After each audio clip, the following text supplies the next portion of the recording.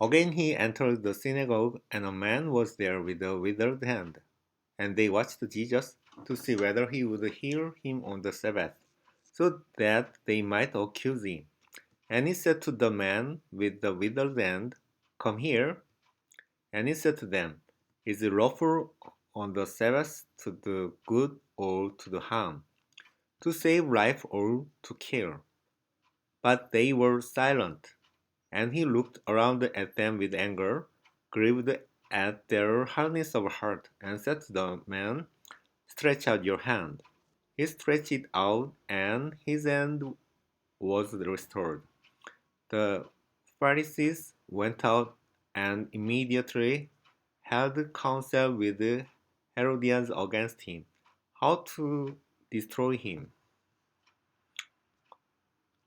Jesus withdrew with his disciples to the sea, and a great crowd followed from Galilee and Judea and Jerusalem and Idumea and from beyond the Jordan and from around Tyre and Sidon. When the great crowd heard all that he was doing, they came to him, and he told his disciples to have a boat ready for him because of the crowd, lest they crush him. For he had healed many, so that all who had disease pressed around him to touch him. And whenever the unclean spirits saw him, they fell down before him and cried out, "You are the Son of God." And he strictly ordered them not to make him known. And he went up on the mountain and called to him those whom he desired. And they came to him. And he appointed 12, whom he also named apostles, so that they might be with him and he might send them out to preach and have authority to cast out demons.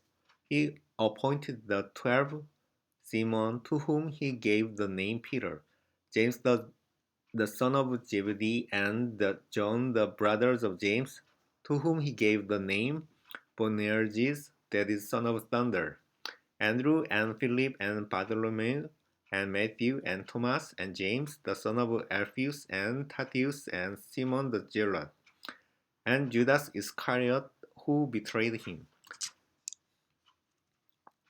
Then he went home, and the crowd gathered again so that they could not even eat. And when his family heard it, they went out to seize him, for they were saying, "He is out of his mind."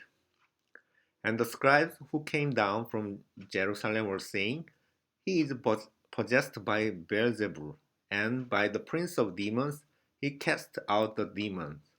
And he called them to him and said to them in parables, "How can Satan cast out Satan? If a kingdom is divided against itself, the kingdom cannot stand. And if a house is divided against itself, that house will not be able to stand. And if Satan has risen up against himself and is divided, he cannot stand, but is coming to an end. But no one can enter a strong man's house and plunder his goods unless he first binds the strong man. Then indeed he may plunder his house. Truly I say to you, all sins will be forgiven the children of man, and whatever blasphemies they utter. But whoever blasphemes against the Holy Spirit never is forgiven, but is guilty of an eternal sin. For they were saying, "He has an unclean spirit." And his mother and his brothers came, and standing outside they sent to him and called him. And a crowd was sitting around him, and they said to him, "Your mother and your brothers are outside, seeking you." And he answered them, "Who are my mother and my brothers?" And looking about at those who sat around him, he said, "Here are my mother and my brothers.